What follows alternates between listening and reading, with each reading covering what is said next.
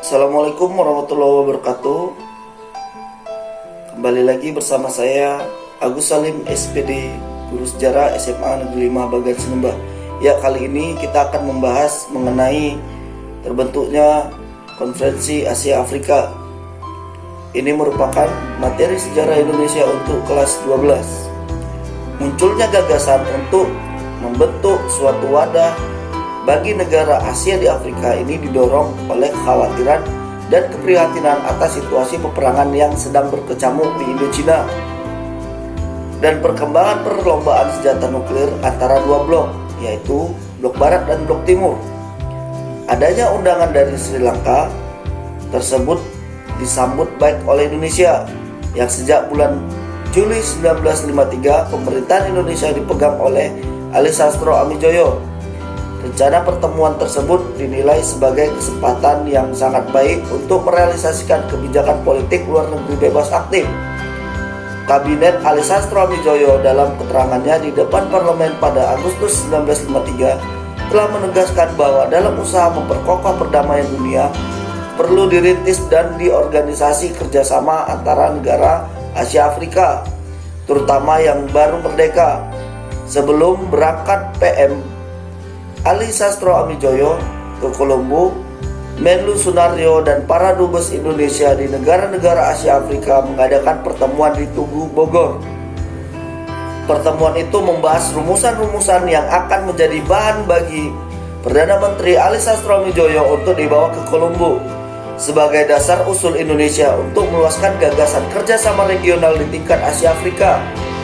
Sebelum berangkat ke Kolombo, Perdana Menteri Ali menemui Presiden Soekarno di Istana Merdeka pada bulan April 1955. Dalam pertemuan tersebut, Presiden Soekarno berpesan supaya dalam pertemuan Kolombo nanti Indonesia harus bisa memperjuangkan tekadnya untuk mengadakan sebuah konferensi yang melibatkan banyak negara Asia Afrika. Pertemuan 5 Perdana Menteri itu akhirnya berlangsung pada tanggal 28 April hingga 2 Mei 1954. Perdana Menteri Ceylon, Sri Lanka, Sir John Kotelawala, Perdana Menteri Burma, kemudian Perdana Menteri India Jawaharlal Nehru, kemudian Indonesia Ali Sastro Amijoyo, dan Pakistan Muhammad Ali Jinnah melakukan pertemuan informal di Kolombo. Pertemuan tersebut kemudian dinamakan Konferensi Kolombo.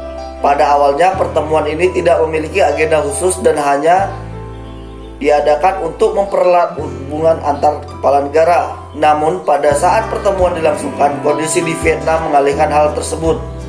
5 kepala negara yang hadir lalu memfokuskan perhatian pada kasus ini, terutama pada kemungkinan eskalasi perang yang terjadi. Soal perlunya konferensi Asia Afrika diajukan pula oleh Indonesia dalam sidang berikutnya. Usul itu akhirnya diterima oleh semua peserta konferensi walaupun masih dalam suasana keraguan. Akhirnya dalam pernyataan bersama pada akhir konferensi Kolombo dinyatakan bahwa Perdana Menteri peserta konferensi membicarakan kehendak untuk mengadakan konferensi negara-negara Asia dan Afrika dan menyetujui usul agar Perdana Menteri Indonesia dapat menjajaki kemungkinan mengadakan konferensi tersebut. Konferensi Kolombo selanjutnya menugaskan Indonesia agar menjajaki kemungkinan untuk diadakannya konferensi Asia Afrika. Ternyata pada umumnya negara-negara menyambut baik ide tersebut dan menyetujui Indonesia sebagai tuan rumahnya.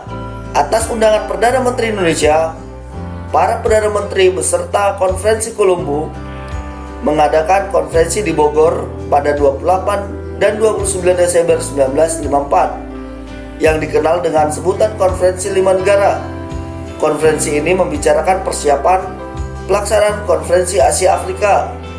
Konferensi Bogor berhasil merumuskan kesepakatan bahwa Konferensi Asia Afrika diadakan atas penyelenggaraan bersama dan kelima negara beserta konferensi tersebut menjadi negara sponsornya. Undangan kepada negara-negara peserta disampaikan oleh pemerintah Indonesia atas nama 5 negara.